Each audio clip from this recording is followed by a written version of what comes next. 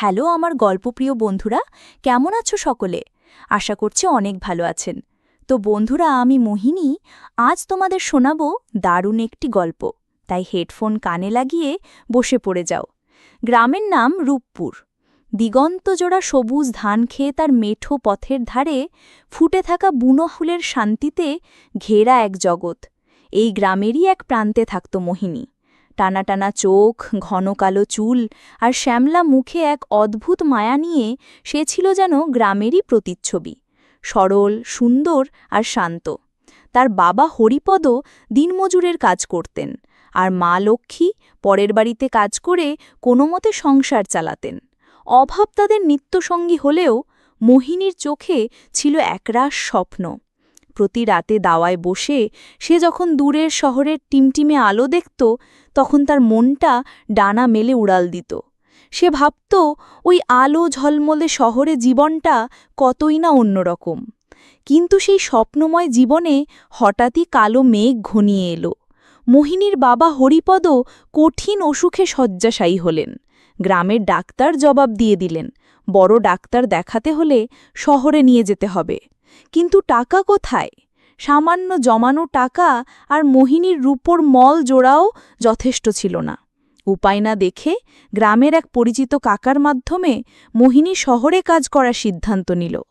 মায়ের শত আপত্তি আর চোখের জলকে সঙ্গী করে সে কলকাতার ট্রেনে চড়ে বসল। জানালার বাইরে সোনালু গ্রামটা যখন একটু একটু করে মিলিয়ে যাচ্ছিল, তখন তার বুকটা ভয়ে আর উত্তেজনায় কাঁপছিল। সে কি জানত এই শহর তার জীবনকে কোন খাতে বয়ে নিয়ে যাবে? কলকাতা শহরটা যেন এক বিশাল দৈত্য, কোলাহলপূর্ণ, ব্যস্ত আর অচেনা। হাওড়া স্টেশনে নেমে মোহিনীর মাথা ঘুরে গেল। তার কাকা তাকে শহরের এক অভিজাত এলাকা বালিগঞ্জে এক বিশাল বাড়িতে নিয়ে এলেন। বাড়ির নাম শান্তিনিবাস, চৌধুরী বাড়ি।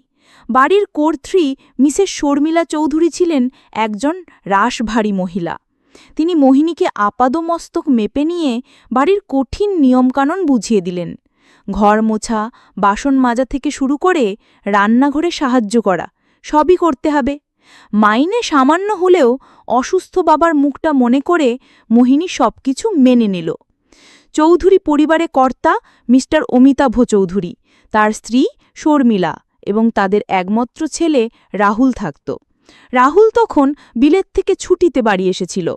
প্রথম কয়েক মাস মোহিনীর খুব কষ্টে কাটল।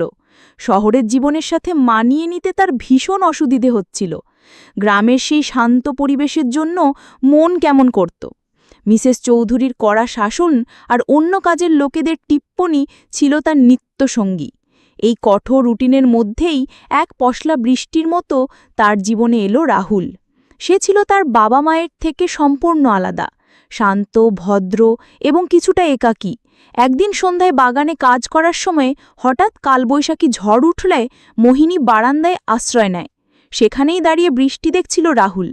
মোহিনীকে দেখে সে মৃদু হেসে তার নাম জিজ্ঞেস করে। সেই প্রথম চৌধুরী বাড়িতে কেউ তার সাথে এত সুন্দর করে কথা বলল। এরপর থেকেই তাদের মধ্যে ধীরে ধীরে কথা শুরু হলো। রাহুল তাকে বই এনে দিত, তার সাথে গ্রামের গল্প শুনত, নিজের একাকী জীবনের কথা বলত। মোহিনী রাহুলের মধ্যে এমন একজনকে খুঁজে পেল যে তাকে শুধু কাজের মেয়ে হিসাবে নয়, একজন মানুষ হিসেবে সম্মান করত।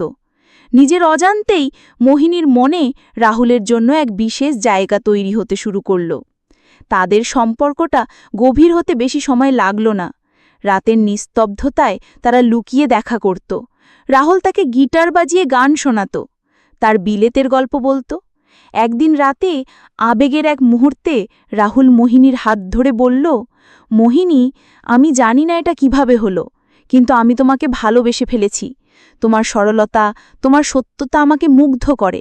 আমি জানি আমাদের মধ্যে অনেক তফাত, কিন্তু ভালোবাসা তো কোনো বাধা মানে না। মোহিনীর চোখে আনন্দাশ্রু চলে এলো। সেও তার ভালোবাসার কথা স্বীকার করল।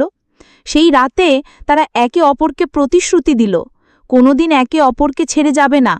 তাদের ভালোবাসা আরও গভীর হল।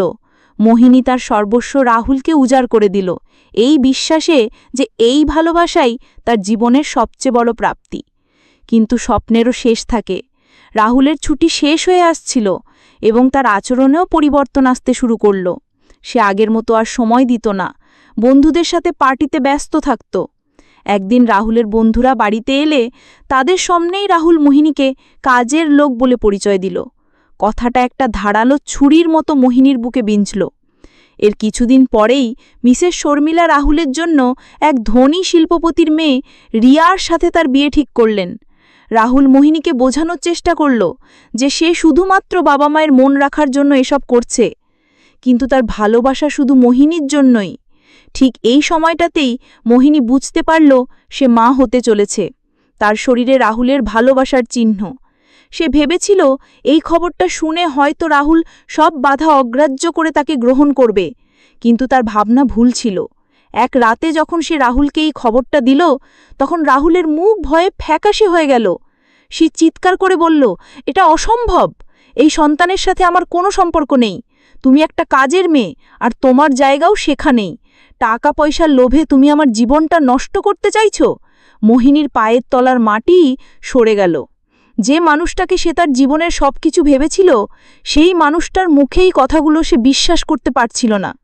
পরদিন সকালে মিসেস চৌধুরী মোহিনীকে চুরির অপবাদ দিয়ে বাড়ি থেকে বের করে দিলেন। অসহায় গর্ভবতী মোহিনী যখন শেষবারের মতো রাহুলের দিকে তাকালো, তখন রাহুল মুখ ফিরিয়ে নিল। তার চোখে ছিল শুধু ঘৃণা আর অবহেলা। কলকাতা শহরের রাস্তায় একা নিঃস্ব মোহিনী কোথায় যাবে, কি করবে কিছুই বুঝতে পারছিল না, কিন্তু তার গর্ভের সন্তান তাকে বাঁচার নতুন প্রেরণা দিল।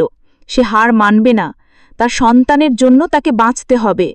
অনেক কষ্টে সে একটা বস্তি এলাকায় একটা ছোট ঘর ভাড়া নিয়ে চায়ের দোকানে বাসন মাজার কাজ নিল।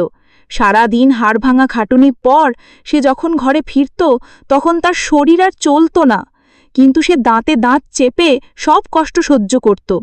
কয়েক মাস পর মোহিনীর এক ফুটফুটে ছেলে হলো। সে তার নাম রাখল আকাশ। আকাশকে ঘিরেই তার নতুন পৃথিবী তৈরি হলো। দিনরাত পরিশ্রম করে সে ধীরে ধীরে নিজের ভাগ্য বদলতে শুরু করল। চায়ের দোকান থেকে কাপড়ের দোকানে কাজ, তারপর সেলাই শিখে নিজের ছোট একটা ব্যবসা। তার সত্যতার পরিশ্রমে সেই ব্যবসা একদিন বড় হলো। যে মোহিনী একদিন চৌধুরী বাড়িতে কাজ করত, সে আজ নিজের পায়ে দাঁড়িয়েছে। তার ছেলেকে শহরের একটা ভালো স্কুলে ভর্তি করিয়েছে। প্রায় 10 বছর পর একদিন মোহিনী তার ছেলের স্কুলের সামনে অপেক্ষা করছিল। হঠাৎ একটা দামি গাড়ি তার সামনে এসে থামল। গাড়ি থেকে যে নামল, তাকে দেখে মোহিনীর বুকের ভিতরটা কেঁপে উঠল। রাহুল, তার চেহারায় বয়সের ছাপ, আগের সেই জৌলুস আর নেই। মোহিনীকে দেখে তার চোখেও ফুটে উঠল বিস্ময় আর গভীর অপরাধবোধ। রাহুল কাঁপা কাঁপা গলায় জিজ্ঞেস করল, মোহিনী, তুমি এখানে? মোহিনী শান্ত কিন্তু দৃঢ়ভাবে উত্তর দিল, হ্যাঁ, আমার ছেলের জন্য অপেক্ষা করছি। ঠিক তখনই আকাশ দৌড়ে এসে মোহিনীকে জড়িয়ে ধরে বলল, মা চলো বাড়ি যাই। রাহুল অপলক দৃষ্টিতে আকাশের দিকে তাকিয়ে থাকল। তার চোখ দিয়ে জল গড়িয়ে পড়ল। সে ফিসফিস করে জিজ্ঞেস করল, ও কি আমার? মোহিনী তাকে কথা শেষ করতে দিল না। সে আকাশের মাথায় হাত রেখে বলল, না, ও শুধু আমার ছেলে, আমার আকাশ। ওর পরিচয়ের জন্য কোনো চৌধুরী পদবীর দরকার নেই। এই বলে মোহিনী তার ছেলের হাত ধরে নিজের নতুন জীবনের পথে এগিয়ে গেল। পেছনে পড়ে রইল রাহুল, তার অসম্পূর্ণ ভালোবাসা আর একরাশ অনুশোচনা নিয়ে। মোহিনী সেদিন বুঝতে পেরেছিল সে রাহুলকে হারিয়ে আসলে নিজেকে খুঁজে পেয়েছে। যে ভালোবাসা আত্মসম্মান কেড়ে নেয়, তা ভালোবাসা নয়। রূপপুর গায়ে সেই সহজ সরল মেয়েটি আজ শহরের বুকে এক স্বনির্ভর শক্তিশালী নারী, যার পরিচয় তার নিজের কর্মে, তার মাতৃত্বে। বন্ধুরা, আজকের গল্পটি এই পর্যন্তই। দেখা হচ্ছে আগামী নতুন কোনো ভিডিওতে। ততক্ষণ সবাই ভালো থাকবেন।